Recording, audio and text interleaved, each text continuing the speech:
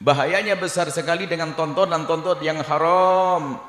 Tontonan-tontonan handphone dan di laptop itu adalah membahayakan. Sehingga diantaranya mungkin kalau kita lihat, diantaranya akan menjadi rusak keindahan di dalam rumah tangganya. Karena merasa bahwasanya yang dimiliki istrinya tidak seperti yang pernah dilihatnya. Sehingga dia lebih penasaran kepada yang dilihat, tidak senang lagi kepada pasangannya. Bahkan mungkin sudah mulai berani merendahkan pasangannya. Seorang perempuan pun juga begitu liar karena melihat sesuatu yang bukan yang halal, dia berkembang ingin melihat model begini, model begitu.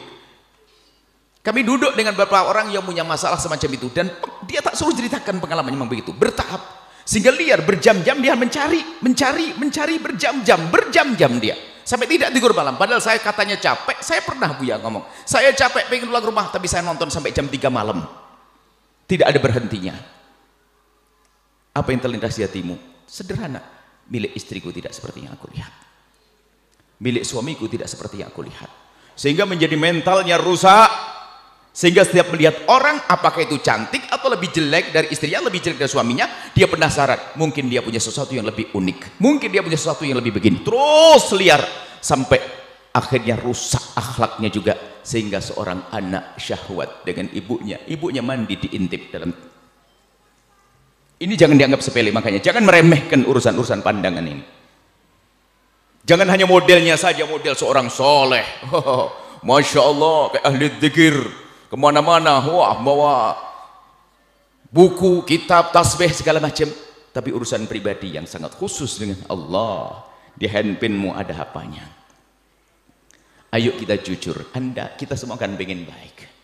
Khusnudon kami dan harapan kami tidak ada orang yang terjerumus di dalam itu. Akan tapi mungkin ada yang punya pengalaman kotor di masa lalu. Hentikan, jangan dianggap sepele, jangan percaya dengan fatwa sebagian ustadz ngaco mengatakan nggak apa-apa nonton film begitu kalau untuk suami istri. Ya ustadz, kalau anda punya hobi kotor jangan difatwakan, cukup antara anda sendiri, biar yang rusak diri anda dan istri anda. Kalau anda wanita cerdas, coba di saat sama suami nonton film begituan, suami anda bangkit syahwat, ketahuilah syahwatnya bukan karena anda tapi karena yang dilihat.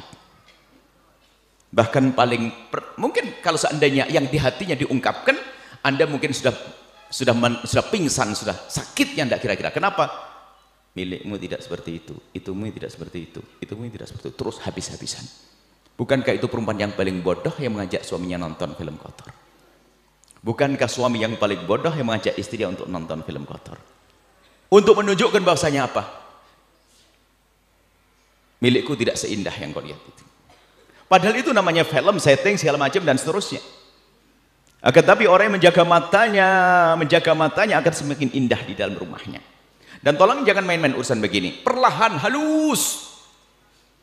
Bahkan dikatakan pakarnya ini lebih membuat nyandu, kecanduan lebih daripada candu-candu selama ini. Ada seorang yang dia baik sebetulnya, dia baik, kemudian dia masa lalunya waktu di SMA dia liar dengan semacam itu, kemudian dia masuk terjun dalam dunia pendidikan agama, dia bercerita masa lalunya. Betul, dia mengatakan saya sudah kecanduan kelas tinggi Buya, saya nangis setiap saat orang melihat saya soleh, cuman dia tobat, tapi dia menghindar itu kayak gemeteran dia. Dia megang handphone, megang laptop. Dia mendapat kepercayaan suatu ketika megang laptop. Itu tidak tahu kemana, refleks jemari saya itu sudah bisa mencari sendiri. Masuk. Saya itu tidak sadar masuk itu. Saya masuk, sampai nangis dia. Dia menangis di depan kita. Saya itu kelihatan baik di mata orang Buya, tapi saya jelek.